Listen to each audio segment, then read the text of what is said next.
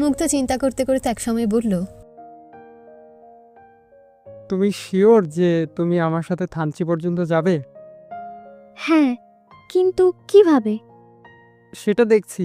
তুমি আরেকবার ভেবে বলো যে তুমি শিওর তো। 100%। ওকে, এসো আমার সাথে।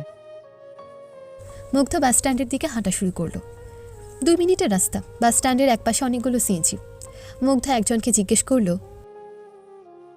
মামা, থানচি যাবা? মাহাজনের লোকে কথা কইন।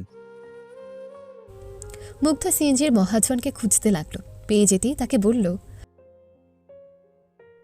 মামা, থানচি যাবো, একটা সিএনজি লাগবে। আমরা তো মামা নীলগিরি পর্যন্ত যাই, থানচি গেলে পোষায় না। চলো না মামা, আমাদের গাড়িটা আমাদের রেখে চলে গেছে। মহা বিপদে পড়ছি। তোমাদের পাহাড়ে আসছি, তোমরা সাহায্য না করলে কই যাবো কও? মামা বুঝেন না কে, যাইতে যাইতে সন্ধ্যা হইয়া যাইব, তখন আর্মিরা গাড়ি আটকাইয়া দেয়, গাড়ি চালাইতে দেয় না। সেই কাইলকা ফিরাউন লাগবো। ভাড়া একটু বেশিই নিও। রাতে থাকা খাওয়া আমাদের সাথেই করতে পারবে। 28 জনের গ্রুপে আসছি আমরা। লোকটা কিছুক্ষণ ভাবলো, তারপর বলল, 3500 টাকা লাগবো। এত? মামা, সিএনজির নীলগিরির ভাড়া তো 1500 টাকা। লোকটা হেসে বলল, মামা, আমরা তো ওইদিকে যাই না, অনেক রিস্ক নিয়ে যাওয়ান লাগবো। আপনারা বিপদে আইছেন তাই রাজি হইছি। আচ্ছা আচ্ছা, 3500ই দিব। লোকটা একজনকে ডেকে বলল, ওই হাসু, দাদারে থানসি লইয়া যা, হ্যাগো লোকেই থাকবি খাবি, কালকে আয়া পড়বি। হাসু নামের সে ছেলেটা বলল, উস্তাদ, ওইদিকের রাস্তাও তো বালা না, সিএনজি নিয়ে যাউন কি ঠিক হইব? তারপর তেলও তো শেষ হইয়া যাইব। রাস্তা বালানা দেখে তো তোরে কইছি, তুই চালাইলে আমি নিশ্চিন্ত থাকুন। যা বেটা যা, মেহমানরা বিপদে পড়ছে, তেল 2 গ্যালন বেশি লইয়া যা। আচ্ছা, কখন যাইব? আমরা এখনই যেতে চাচ্ছি। আচ্ছা, লন। মুগ্ধ তিতিরকে অবাক করে দিয়ে মহাজনকে জড়িয়ে ধরে বলল, ধন্যবাদ মামা, অনেক উপকার করলা। মহাজনও বোধহয় এমন কিছু ভাবতেও পারেনি। খুব অবাক হয়েছে বোঝা যাচ্ছে। তিতিরের কেন জানি খুব ভালো লাগছে। এত স্মার্ট একটা ছেলে কিনা নোংরা শার্ট পরা একটা সিএনজি ড্রাইভারকে জড়িয়ে ধরল শুধুমাত্র কৃতজ্ঞতা প্রকাশ করার জন্য। এতক্ষণ কিছুটা ভয় কাজ করলেও এখন আর তিতিরের মধ্যে কোনো ভয় নেই। এত বড় মনের একটা মানুষের সাথে শুধু থানচি পর্যন্ত না, আরও অনেক দূর যাওয়া যায়, অনেক দূর। সিএনজিতে ওঠার পর মহাজন এসে কাছে এসেই হাসুকে বলল, ঠান্ডা মাথায় গাড়ি চালাবি, তাড়াহুড়া করবি না। সিএনজি ছেড়ে দিল। মুগ্ধ মহাজনকে হাত নেড়ে বিদায় জানালো। তারপর নিজের ব্যাকপ্যাকটা কাঁধ থেকে নামিয়ে পেছনে রাখতে গিয়ে তিতিরের দিকে চোখ পড়ল। কি যেন ভাবছে মেয়েটা। মুগ্ধ বলল,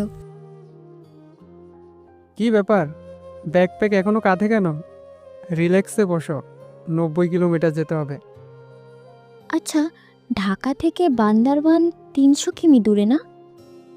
338 কিমি। আর বান্দরবান থেকে থানচি 90 কিমি। হুম। ঢাকা থেকে বাস ভাড়া বোধ হয় জনপ্রতি 500। তাহলে দুজনে 300 কিমির ভাড়া 1000, আর 90 কিমির ভাড়া 3500। এত ডিফারেন্স? মুগ্ধ হেসে আস্তে আস্তে বলল, প্রথমত ওটা সোজা রাস্তা ছিল, আর এটা পাহাড়ি রাস্তা। দ্বিতীয়ত ওটা বাস, দুনিয়ার মানুষকে আনে, আর এটা সিএনজি, শুধু আমাদেরকেই নিচ্ছে। এটা অনেকটা প্রাইভেট টাইপ হলো না? তিতির নিজের বোকামি মার্কা প্রশ্নে লজ্জা পেয়ে গেল। ও তাই তো। বান্দরবন থেকে থানচির বাস ভাড়া 100 থেকে 150 টাকা মাত্র। সে কি, তাহলে বাসেই যেতাম। মুগ্ধ আবার হেসে দিল, বলল, একটা ফুটফুটে বাচ্চা মেয়ের জীবন নিয়ে রিস্ক নেওয়ার মতো সাহস নেই আমার। তাছাড়া আমিও এখনো বিয়ে শাদী করিনি, স্বপ্নের সব জায়গাগুলোতেও ঘোরা হয়নি। এত তাড়াতাড়ি মরার ইচ্ছে নেই। তিতিরও হাসল, বলল, মানুষ বুঝি যায় না? লোকাল মানুষজন যায়, পিচ্ছি পিচ্ছি বাস, প্রায় অ্যাক্সিডেন্ট করে। টাকার চেয়ে জীবনের মূল্য অনেক বেশি। একটা কথা বলবো, কিছু মনে করবেন না প্লিজ। আরে বলো বলো। ভাড়াটা আমি শেয়ার করব। ও, ওটা পুরোটাই সাফির কাছ থেকে আদায় করব, ভুলটা ওর। আর ও না দিলেও সমস্যা নাই, ছোট ভাই তো, তোমার শেয়ার করতে হবে না। কেন? This is not fair. তুমি যদি আমার সমান হতে, আর্ন করতে, তাহলে শেয়ার করতাম। তুমি তো ছোট। এই ব্যাপারে আর কথা বলে আমাকে লজ্জা দিও না প্লিজ। কথাটা শেষ করেই মুগ্ধ হাসল। কি যে অমায়িক সে হাসি। তিতির আর কিছুই বলতে পারল না। কিছু দূর যাওয়ার পরে হঠাৎ গাড়িটা উঁচুতে উঠতে লাগলো। তিতিরের মনে হচ্ছিল গাড়িটা 60 বা 70 ডিগ্রি অ্যাঙ্গেলে উঠছে, সিএনজি উল্টে যাবে মনে হচ্ছে। হঠাৎ মুগ্ধর হাত চেপে ধরে চোখ বন্ধ করে ফেলল। ভয়ের চোটে নিঃশ্বাস আটকে যাবার মতো অবস্থা। উপরে উঠে যাওয়ার পরেই ও চোখ খুলল। তারপর দেখল মুগ্ধ দুহাত দিয়ে ওর দুহাত ধরে হাসছে। তারপর হঠাৎ মনে পড়াই জিজ্ঞেস করলো, আচ্ছা, তখন সিএনজির মহাজন তেল নেওয়ার কথা বলছিল কেন? সিএনজি তো তেলে চলে না। হ্যাঁ, কিন্তু পাহাড়ে তেলেই চলে, তাছাড়া উঁচু রাস্তায় উঠতে পারবে না তো। তিতির এক ঝটকায় হাত ছেড়ে দিল, বলল, হাসবেন না, রাস্তাটা খুব ভয়ঙ্কর ছিল। বাচ্চা টাইপের একটা আপ ছিল। এটাকে আপনার বাচ্চা বলে মনে হচ্ছে? কারণ সামনে আরো বড় বড় আপহিল ডাউনহিল আছে। আমরা সমুদ্র পৃষ্ঠ থেকে 2800 ফিট উপরে উঠছি, বুঝতে হবে। সিরিয়াসলি? আমরা এত উপরে উঠছি? হুম আপনি এত কিছু জানেন কি করে? কিছুক্ষণ পর পরই তো মাইলস্টোন, ওখানে সব ইনফরমেশন দেওয়া আছে না। তাছাড়া একটা জায়গায় গেলে সেই জায়গা সম্পর্কে জানবো না? প্রথমবার যখন এসেছিলাম তখনই সব জেনেছি।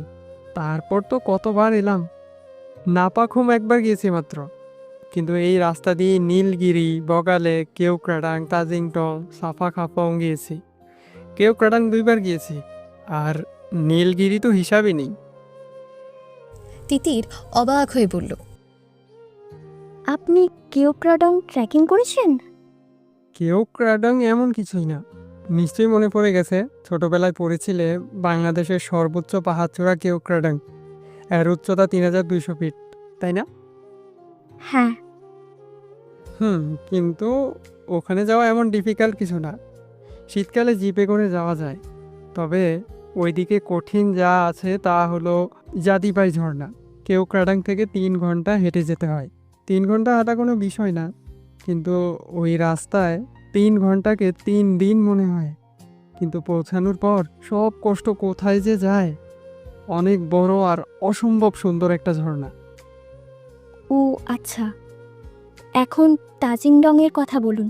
শুনেছিলাম তাজিংডং কেওক্রাডং এর থেকেও উঁচু। তাজিংডং কেওক্রাডংয়ের চেয়ে উঁচু, আর সবচেয়ে উঁচু সাকাহাফং। আর এই দুটোতে উঠতে আমার জান বের হয়ে গেছে। কেওক্রাডাংয়ে তো জিপ যায়, যদিও আমরা বর্ষাকালে গিয়েছিলাম ঝর্ণার ভরারূপ দেখব বলে, হেঁটে যেতে হয়েছিল। কিন্তু এই দুটোতে জিপ তো দূরের কথা, হাঁটার পথও নেই পুরোটা। তাহলে গিয়েছেন কিভাবে? ক্লাইম্বিং করে। আর সবচেয়ে বড় বোকামি যেটা করেছিলাম সেটা হলো কোনো গাইড নেইনি। এক বড় ভাই গিয়েছিল, উনি আগে গিয়েছেন, রাস্তা চেনেন, গাইডও লাগবে না, হ্যান ত্যান বলে নিয়ে গেছে। তারপর তো আর রাস্তা চেনে না। হায় খোদা, কি বিপদে যে পড়েছিলাম। এক রাস্তায় বারবার হেঁটেছি, অথচ বুঝিনি। বুঝবো কি করে? সব তো একই রকম দেখতে পাহাড়, আর জঙ্গলও একই রকম। একটা রাস্তা পার হয়েছিলাম মাত্র 1 হাত চওড়া, দুপাশে খাড়া খাদ। একটা পা এদিক সেদিক হলেই ভবলীলা সাঙ্গ। আপনার অনেক সাহস। মুগ্ধ হেসে বলল, অনেক সাহস তো তোমারও। এইটুকু বয়সে তুমি এতগুলো অচেনা মানুষের সাথে পাহাড়ে চলে এলে, আবার এখন একটা অচেনা ছেলের সাথে যাচ্ছ। অনেক রকম বিপদ হতে পারে, ছেলেটা খারাপও হতে পারে, তোমাকে ভুল জায়গায় নিয়ে যেতে পারে, আরও অনেক কিছুই হতে পারে। এ কথা শুনে তিতির হেসে দিল। মুগ্ধ বলল, শুধু হাসলে হবে? উত্তর দাও। তিতির হেসে উত্তর দিল, বিশ্বাসে মিলাই বস্তু তর্কে বহুদূর। মুগ্ধ আর কথা বাড়ালো না। সিএনজি ক্রমশ উপরের দিকে উঠছে, আবার সামান্য নেমে যাচ্ছে। হঠাৎ করে পাহাড়ের গা ঘেঁষে বায়ে মোড় নিচ্ছে, আবার একইভাবে ডানে। এরকম করতে করতেই ওরা এমন একটা রাস্তায় এলো যা ডান পাশে গাছপালা, জঙ্গল, আর বাম পাশে খাদ। হঠাৎ মুগ্ধ তিতিরকে আঙুল দিয়ে ইশারা করে দেখালো। ওই যে দেখছো বাড়িঘরগুলো, ওইটা বান্দরবন শহর। একটু আগে আমরা ওখানেই ছিলাম। এত উপরে উঠে গেছি? হুম। ওরা যেখানে ছিল সেখান থেকে শহরটা অনেক নিচে, উপরে খোলা আকাশ। দূরের পাহাড়গুলো দেখে ছোটবেলার আঁকা গ্রামের দৃশ্যের মতো লাগছে। পাহাড়গুলোকে একবার মনে হচ্ছে সবুজ, আবার মনে হচ্ছে নীল। রাস্তার পাশে ফুটে আছে অজস্র বুনো ফুল। তিতির বলল, অদ্ভুত সুন্দর একটা ঘ্রাণ পাচ্ছি। এটা কিসের ঘ্রাণ জানেন? বাই দ্য ওয়ে, আপনি কি ঘ্রাণটা পাচ্ছেন?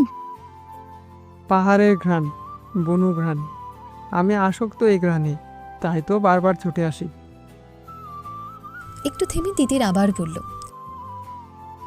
আশেপাশের সৌন্দর্য দেখে আমি পাগল হয়ে যাচ্ছি। কি নিশ্চুপ চারপাশ। সৌন্দর্যের কি দেখেছ? সৌন্দর্য তো শুরু হবে মিলনছড়ির পর। ও, কিন্তু আমার তো এখানেও বিষ লাগছে।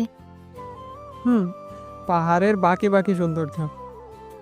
আসলে যা দেখছি তাই ভালো লাগছে। আচ্ছা, মিলনছড়ি কত দূর? 2 কিলোমিটার, অলমোস্ট চলে এসেছি। কিছুক্ষণের মধ্যে মিলনছড়ি এসে পড়ল ওরা। একটু আগে যেখানে ছিল সে জায়গাটা এখন অনেক নিচুতে। রাস্তার একপাশে মিলনছড়ি আর্মি ক্যাম্প, তার একটু আগে অন্য পাশে মিলনছড়ি চেকপোস্ট। চেকপোস্ট বলতে ছোট একটা টিনের ঘর, যার দেয়ালগুলো বারান্দার মতো অর্ধেকটা খোলা। পাশেই 2টো গাছ, ভেতরে একটা কাঠের টেবিল, একটা প্লাস্টিকের চেয়ার। একজন আর্মি ম্যান খাতা কলম নিয়ে বসে ট্যুরিস্টদের নাম এন্ট্রি করছে। পুরোটাই যেন শিল্পীর আঁকা ছবি। গাড়ি থামিয়ে ড্রাইভার হাসু আর মুগ্ধ নেমে গিয়ে চেকপোস্টে ঢুকলো। নাম এন্ট্রি করে এসে সিএনজিতে তাকিয়ে মুগ্ধ রাতটা উড়ে গেল। তিতির নেই সিএনজিতে। আশেপাশে তাকাতে তিতিরকে দেখতে পেল। দৌড়ে কাছে যেতেই দেখলো যে পাশে খাদ, সে পাশে আকাশের দিকে তাকিয়ে আছে তিতির, আর ওর চোখ দুটো ছলছল করছে। মুগ্ধ বলল, এনি প্রবলেম? তিতির মুগ্ধর দিকে তাকিয়ে হাসি মুখে বলল, এত বড় আকাশ আমি আগে কখনো দেখিনি। দূরের ওই পাহাড়গুলো যেন আমার সাথে পরিচয় হওয়ার অপেক্ষায় চেয়ে আছে। মেঘের এত কাছে আসেনি কখনো, এত ভালো আগে কখনো লাগেনি। বুকের ভিতরটায় কেমন যেন করছে। এক্সাইটমেন্টে তিতিরের গলা কাঁপছে। মুগ্ধ পরিচিত এই অনুভূতির সাথে। প্রথমবার এখানে এসে ওরও এরকম অনুভূতি হয়েছিল। মুগ্ধর মনে হলো, যদি তিতিরকে দুনিয়ার সব থেকে সুন্দর সুন্দর পাহাড়গুলোতে নিয়ে যেতে পারতো।